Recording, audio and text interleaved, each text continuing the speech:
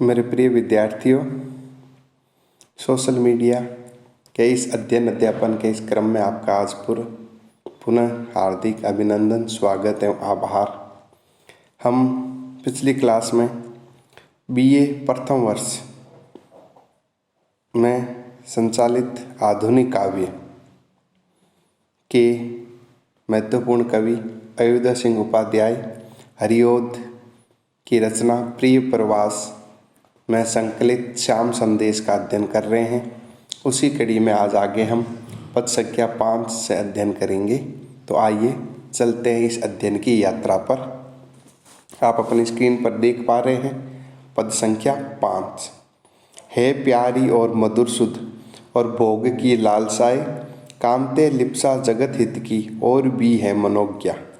यहाँ मधुर सुध से तात्पर्य है मीठी या मधुर स्मृति। भोग की लालसाएं, भोग की इच्छाएं। कांते, यहाँ सीता राधा को संबोधित करते हुए श्री कृष्ण कह रहे हैं। लिप्सा मतलब इच्छा, जगत हित की मतलब जगत के लोकोपकार की इच्छा, और भी है मनोज्ञा। मनोज्ञा का अर्थ है मन की इच्छाएं।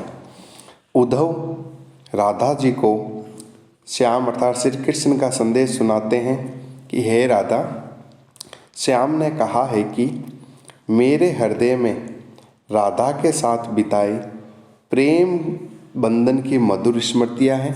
प्यारी और मधुर सुध मतलब जो मधुर स्मृतियाँ हैं बहुत ही प्यारी हैं, और भोग की अनेक लालसाएं हैं, भोग की लालसाएं। हे कांते लिप्सा जगत हित की और भी है मनोज्ञा। कह रहे हैं कि इस प्रकार मन में अनेक मनोज्ञाएं हैं जिनमें लिप्त होने से समझ जग का हित हो सकता है। अर्थात केवल भोग की लालसाओं को छोड़ करके मन में अन्य जो इच्छाएं हैं उसको हम पालन करें तो उससे जगत का हित हो सकता है और लोकोपकार भी हो सकता है।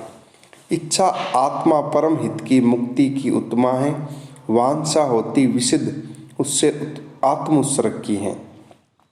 इसमें श्री कृष्ण का संदेश उद्धव देते हुए कह रहे हैं कि मेरी मनो इच्छाएं पूर्ण होने पर भी सभी की मुक्ति उत्तम रूप में हो सकती है। अर्थात मन में जो इच्छाएं हैं, लोकोपकार जगत हित की इच्छाएं हैं, वह पूर्ण होने पर परम हित की मुक्ति की उत्तम है। अर्थात कि उनकी उत्तम रूप में मनो इच्छाएं पूर्ण होने पर परम हित हो सकता है और उनकी जगत का कल्याण हो सकता है, उनकी मुक्ति हो सकती है। वांछा होती विशद उससे आत्म उत्सर्ग की इच्छा होती है कि मैं अपने मन में मधुर लालसाओं को भोगने की जो इच्छा है वो उनको श्री राधा के चरणों में आत्मोत्सर्ग कर दूं। अर्थात राधा जी के चरणों में आत्म उत्सर्ग तक कर देने को मुक्ति की कामना से लीन हो जाना मैं चाहता हूँ। सीधे सीधे अर्थों में इसका तात्पर्य यह है कि सांसारिक आत्माओं के कल्याण हेतु ही श्री कृष्ण राधा के चरणों में आत्म उत्सर्ग तक करने की इच्छा रखते हैं। इसका विशेष समासिक शब्दावली से युक्त संस्कृत नित्य खड़ी बोली का प्रयोग किया गया है। मंदाक्रांता छंद है तथा इसमें जगत हित को सर्वोपरि मानते हुए अपनी इच्छाओं का आत्मोत्सर्ग करने की बात कही गई है। आगे चलते हैं। पद संख्या 6। जो होता निरत तप में मुक्ति की कामना से, आत्मार्थी है ना कह सकते हैं उसे आत्मत्यागी। प्रस्तुत पद्य अयोध्या सिंह उपाध्याय हरिओद द्वारा रचित प्रिय प्रवास के श्याम संदेश से लिया गया है, जिसमें श्री कृष्ण उद्धव के माध्यम से संदेश देते हुए आत्मार्थी और आत्मत्यागी का अंतर बताया है।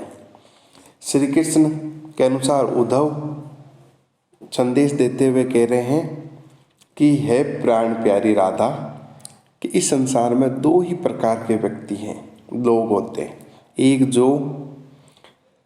जो होता निरत तप में मुक्ति की कामना से, निरत मतलब निमग्न, तप मतलब तपस्या,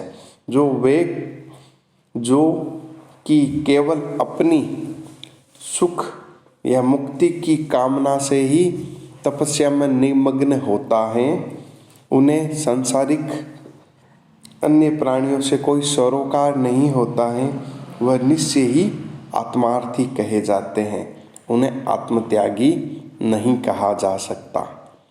और जी से प्यारा जगत और लोक सेवा जिसे है प्यारी सच्चा अवनी तल में आत्मत्यागी हुई है। अर्थात जिसको अपने जीवन अपनी आत्मा से ज़्यादा प्यारा जगत हित और लोक की सेवा है, लोकोपचार की भावना है, प्यारा सच्चा अवनी तल में आत्मत्यागी हुई। अर्थात इस धरती के ऊपर सच्चा आत्मत्यागी वही है जो कि अपने मोक्ष या अपने हित के छोड़ करके जगत हित और लोक सेवा को महत्व प्रदान करता है और उसी में ही जीवन की सच्ची सार्थकता है। विशेष वही सामासिक पदावली युक्त संस्कृत निष्ठ खड़ी बोली का प्रयोग हुआ है, मंदाकांता छंद में रचित है तथा आत्मार्थी एवं आत्मत्यागी का अंतर इसमें बताया गया है। आगे चलते हम। जो पृथ्वी के विपुल सुख की माधुरी है विपाशा, प्राणी सेवा जनित सुख की प्राप्ति तो जनहुजा है। विपाशा का तात्पर्य यहाँ नदी से लिया गया है। हम पंजाब में बहने वाली व्यास नदी को भी विपाशा कहा जाता है, लेकिन यहाँ तात्पर्य एक नदी के स्वरूप में ही है। जनहुजा, जनहुजा का तात्पर्य है गंगा। विपुल सुख मतलब अत्यधिक सुख, माधुरी मतलब मधुरता या शोभा। इस पद्य में उद्धव श्री कृष्ण का संदेश सुनाते हुए कह रहे हैं, इस पृथ्वी पर लोग अनेक प्रकार के विविध सुखों की मधुरता में बंधे हुए हैं, क्योंकि ये पृथ्वी ही विपुल सुख और माधुरी को जन्म देने वाली नदी के समान है। अतः इस संसार में प्राणियों की सेवा करने से प्राप्त सुख ही गंगा के समान पवित्र और निर्मल तथा शांतिदायक होता है। अर्थात जो पृथ्वी के विपुल सुख की माधुरी है विपाशा, इस पृथ्वी पर अत्यधिक सुखों की मधुरता है, लेकिन व्यक्ति इसमें ना उलझ करके प्राणी सेवा जनित प्राणियों की सेवा करता है, लोकोपकार करता है, जनित करता है, उससे जो सुख की प्राप्ति होती है वह सुख गंगा के समान निर्मल और शांति प्रदान करने वाला होता है। जो आधा है नखत दुति सी व्याप जाती उरो में, तो होती है लसित उसमें कौमुदी सी द्वितीय। आधा का अर्थ है चिंता या चमक का अर्थ भी लिया गया। नखत मतलब नक्षत्र, दूती मतलब कांति, व्याप मतलब व्याप जाती, उरो मतलब हृदय में, तो होती है लसित मतलब शोभायमान, कौमुदी सी द्वितीय अर्थात चंद्रमा की चांदनी की द्वितीय की तिथि के समान। इसमें श्री कृष्ण संदेश देते हुए कह रहे हैं कि जो आगा है मतलब जो चमक है, नक्षत्रों की जो चमक है एवं कांति सी व्याप जाती उरों में, जो जनहित करने की, लोकोपकार करने की जो चमक या कांति है वो नक्षत्रों की क्रांति के चमक के समान है।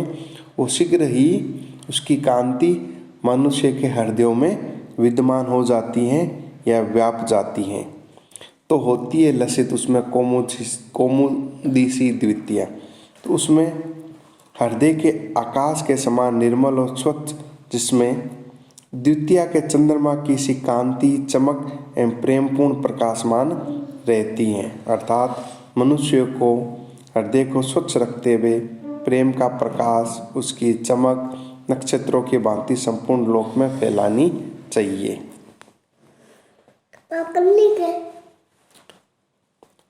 भोगों में विविध कितनी रंजीनी शक्तियां हैं, वे तो भी हैं जगत हित से मुक्तकारी ना होते।